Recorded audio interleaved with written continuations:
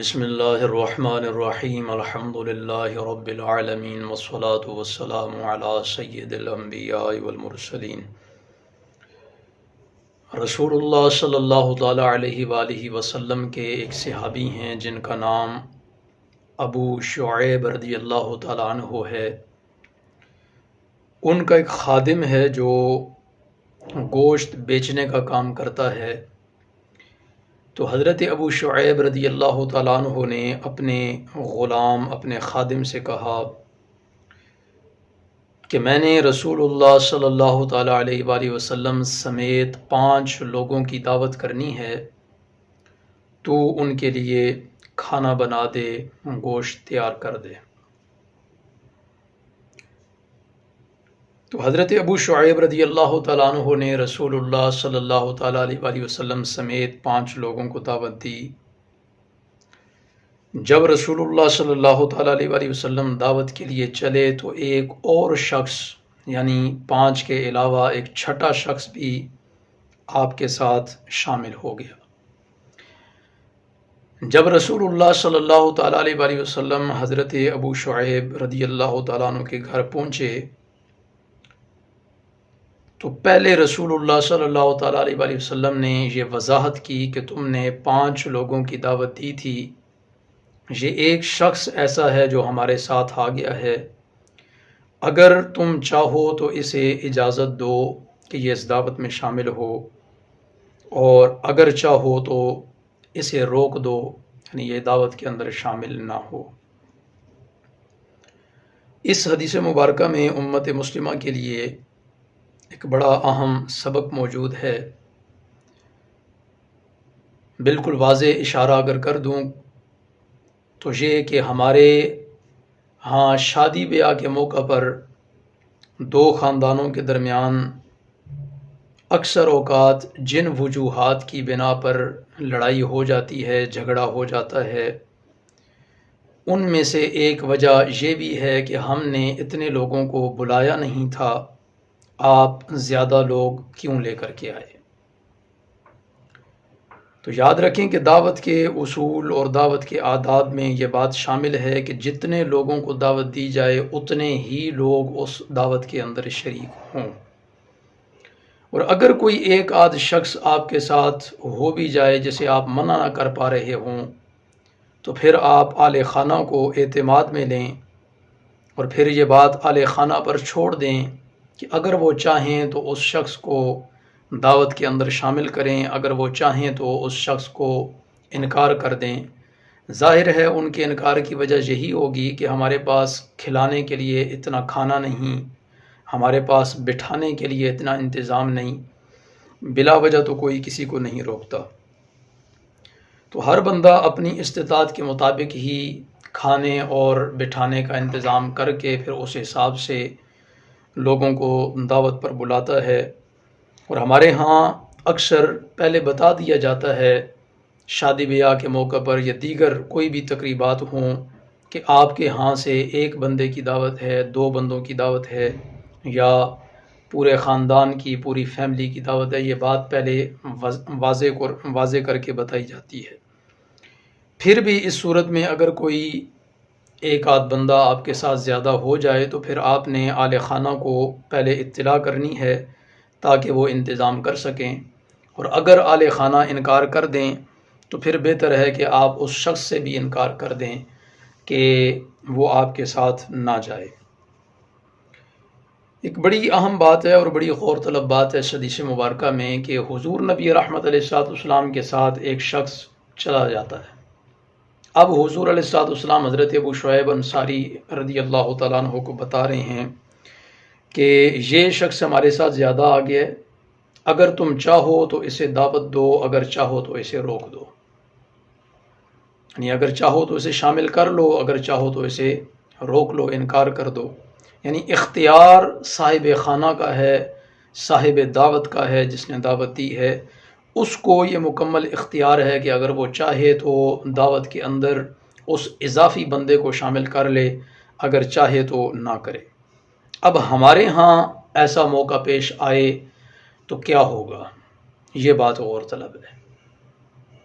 کہ جو شخص آپ کے ساتھ چلا جائے اول تو واضح الفاظ میں آپ اس کو منع نہیں کر سکتے، اور جب وہ آپ کے ساتھ چلا جائے تو اب آپ اختیار چھوڑ رہے ہیں صاحب خانہ پر، صاحب دعوت پر، جس نے دعوت کی ہے، کہ بھئی یہ بندہ ہمارے ساتھ اضافی آ گیا ہے، اب یہ جانے اور تم جانو، اگر چاہو تو اسے دعوت میں شامل کرو، اگر چاہو تو اسے روک دو، تو کیا ہوگا؟ حالانکہ یہ سارا طریقہ عین سنت ہے، لیکن سب سے پہلی بات کہ اگر آپ ڈائریکٹ خود منع کرتے ہیں تو پھر بھی اگلے کو مسئلہ ہو جائے گا، اور اگر آپ وہاں جا کر کے کھلے الفاظ میں اس کے سامنے اگلے کو بتا رہے ہیں کہ یہ شخص میرے ساتھ آ گیا ہے، اب آپ جانیں اور اس کا کام جانیں، اگر آپ چاہتے ہیں اس کو دعوت کے اندر شامل کر لیں، تو اب اگر ایسا ہو جاتا ہے تو اب بھی اس بندے کو مسئلہ ہوگا کہ جی سب کے سامنے میری بے عزتی کر دی۔ اچھا، اب اس سے مزید آگے بڑھ کر ایک بات کہ اختیار دیا جا رہا ہے اس شخص کو کہ تم چاہو تو اسے دعوت میں شامل کرو، اگر چاہو تو اسے روک دو۔ اب اس صورت میں اگر وہ شخص وہاں سے واپس کر دے، حالانکہ اس کو اختیار ہے، اور یہ اختیار نبوی اختیار ہے کہ حضور نبی رحمت علیہ السلام یہ اختیار دے رہے ہیں، اب اگر اگلا بندہ چاہے تو یہ کہہ سکتا ہے کہ بھئی میرے پاس انتظام نہیں ہے، آپ واپس تشریف لے جائیں، لیکن اب اگر وہ ایسا کہہ دے تو پھر سوچیں کہ ہمارے معاشرے میں کیا ہوگا۔ اب پھر زندگی بھر کے لیے بول چال بند ہو جائے گی، زندگی بھر کے لیے قطع کلامی ہو جائے گی، اور صرف قطع کلامی نہیں، قطع تعلقی بھی ہو جائے گی، زندگی بھر کے لیے ایک دوسرے کو دیکھنا چھوڑ دیں گے، زندگی بھر کے لیے ایک دوسرے کے گھروں میں آنا جانا چھوڑ دیں گے۔ کس وجہ سے؟ صرف اور صرف اس وجہ سے کہ اس نے لوگوں کے سامنے میری بے عزتی کر دی، لوگوں کے سامنے اس نے مجھے انکار کر دیا، میں سب کے ساتھ گیا تھا، وہاں اس نے مجھے واپس لوٹا دیا، حالانکہ یہ چاہتا تو مجھے اپنے گھر بٹھا سکتا تھا، اگر چاہتا تو یہ مجھے اپنے گھر سے کھانا کھلا سکتا تھا، مگر اس نے ایسا نہیں کیا۔ یعنی اپنی ذاتیات کو ہم بیچ میں لے آئیں گے، اپنی انا کو بیچ میں لے آئیں گے، اور بھول جائیں گے اس بات کو کہ یہ تو عین سنت نبوی ہے صلی اللہ تعالیٰ علیہ وآلہ وسلم۔ تو اللہ رب العزت ہمیں سمجھنے کی توفیق عطا فرمائے۔ اس کے علاوہ اور بھی بہت ساری ایسی باتیں ہیں جو سنت نبوی کے عین مطابق ہیں، لیکن ہم نے اپنے معاشرے کا ایک ایسا طرز بنا دیا ہے، ایک ایسا طریقہ بنا دیا ہے کہ اب اگر ان طریقوں پر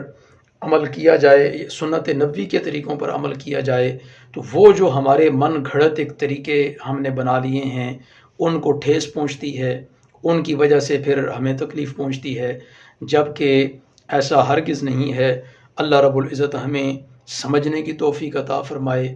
اور صحیح انداز میں تمام تر طریقوں پہ جو کہ عین سنت نبوی صلی اللہ تعالیٰ علیہ وآلہ وسلم کے مطابق ہوں، ان کے مطابق اللہ رب العزت ہمیں عمل کرنے کی توفیق عطا فرمائے۔ اب یہ بظاہر تو بڑی چھوٹی چھوٹی باتیں ہیں کہ 4 لوگ دعوت پہ جا رہے ہیں، ساتھ ایک ہو لیا، 2 لوگ دعوت پہ جا رہے ہیں، ساتھ تیسرے دوست کو بھی شامل کر لیا، یہ بڑی عام سی باتیں ہیں، جبکہ اگلا بندہ جو ہے جس نے 2 بندوں کی دعوت دی ہے تو وہ آپ کو 3 بندوں کا بھی کہہ سکتا تھا، جس نے آپ کو 3 بندوں کا کہا ہے وہ 4 بندوں کا بھی کہہ سکتا تھا، لیکن اس نے ایسا نہیں کیا تو اس کی کوئی وجہ ہے، وجہ کوئی بھی ہو سکتی ہے، اس کی استطاعت نہ ہو، اس کے پاس بٹھانے کی جگہ نہ ہو، اس کے پاس اتنا کھانا مہیا نہ ہو جو وہ زیادہ لوگوں کو دے سکے۔ تو یہ چھوٹی چھوٹی باتیں ہیں جن کا خیال کر کے ہم معاشرے کے اندر، جس طرح کہ میں نے کہا کہ اگر اب اس دور میں ہمارے معاشرے میں کوئی ایسی صورت ہمارے دوستوں کے درمیان ایسی پیش آ جائے کہ ہم 4 بندے ہیں تو 5ویں کو ساتھ لے جائیں، پھر وہاں جا کے اہل خانہ سے کہیں کہ اگر چاہو تو اسے بٹھاؤ، چاہو تو اسے واپس بھیج دو، تو ایسی صورت میں کیا ہوگا؟ میں نے پہلے ذکر کر دیا کہ زندگی بھر کے لیے قطع تعلقی ہو جائے گی، قطع کلامی ہو جائے گی، ایک دوسرے سے بول چال بند ہو جائے گی، سلام لینا چھوڑ دیا جائے گا، اور ہمیشہ کے لیے ایک دوسرے کے بارے میں بدگمانیاں پیدا ہو جائیں گی۔ تو اللہ رب العزت ہمیں سب سے پہلے تو دین اسلام کے مطابق جتنی بھی تعلیمات ہیں ان کا علم حاصل کرنے کی توفیق عطا فرمائے،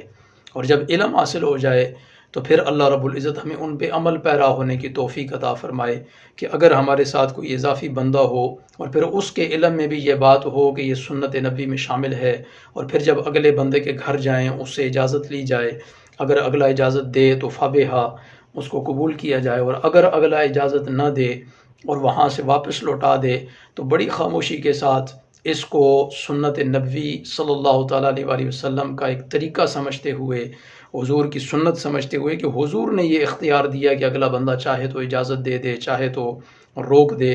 تو یہ بات سمجھتے ہوئے انسان وہاں سے واپس آ جائے، نہ کسی قسم کی کوئی بدگمانی پیدا ہوگی، اس کے بعد نہ کوئی قطع تعلقی پیدا ہوگی، نہ ہی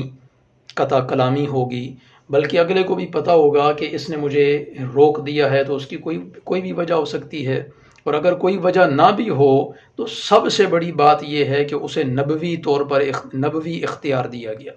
حضور علیہ الصلوۃ والسلام کی طرف سے اسے یہ اختیار دیا گیا، چاہے تو وہ روک لے، اجازت دے آپ کو کھانے کے اندر شامل ہونے کی، چاہے تو وہ آپ کو واپس بھیج دے۔ یہ سب سے بڑی بات ہے۔ اللہ رب العزت ہمیں سمجھنے کی توفیق عطا فرمائے۔ کتنا ہی خوبصورت معاشرہ ہو